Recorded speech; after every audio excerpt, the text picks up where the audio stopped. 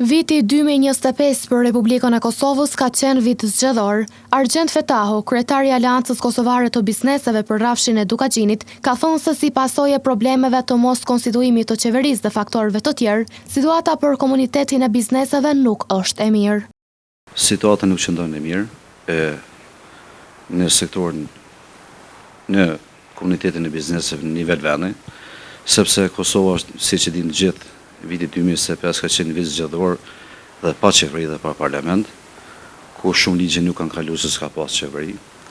Kanë qenë faktorë tjerë, energjia elektrike, rryma, kur ta sfundën në gjykata kushtetuese kthejnë favor të bizneseve, po nuk kemi diçka konkrete dhe se si për jemi gjendje alarmante.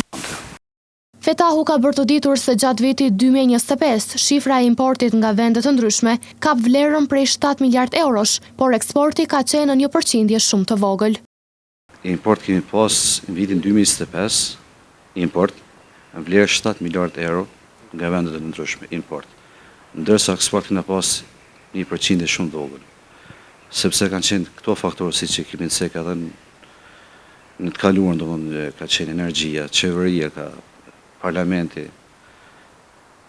se pa këto nuk mundën se ka pas, edhe qeveria që ka qenë ma herë, domethënë, nuk ka pas këshillin për social, këshillin kombëtar për zhvillim ekonomik, këshilla që i kanë bashkëndite me komunitetin e biznesit, të cilë kanë kriju politika të ndryshme, që në harmonizu domethënë kanë nxjerrë ligje të reja dhe ligje të mira për komunitetin e bizneseve. Ndërkaq, kryetari i AKB-s për rrafshin e Dukagjinit ka njoftuar se me rastin e javës së biznesit, tash e 23 vite, synohet që prodhuesit vendor të rriten edhe konsumatorët të blejnë produkte vendore, por në anën tjetër Fetahu tha se duhet të ketë mbështetje institucionale. Bizneset tonë në nivel Kosovës, fal punës edhe të AKB-s, se tash jemi në javën e biznesit kosovar që kemi ne me motën unë konsumoj produkte vendore po ju.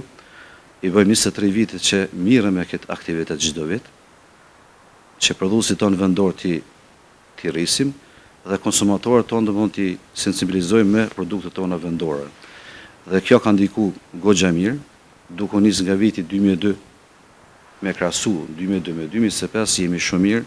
Sot qëndrojnë bizneset tona pavarësisht sfidave të cilat i kanë pasur dhe i kanë, sot kanë avancuar teknologji shumë të larta, që janë krahas me Bashkimin Evropian ose në me fuqi të mëdha, shtete të mëdha në nivel botës. Dhe kjo është e mirë, është e mirësar domethënë për Kosovën, por duhet të mbështetet gjithsesi institucionale. Pa mbështetje institucionale bizneset nuk mund të mes përpara.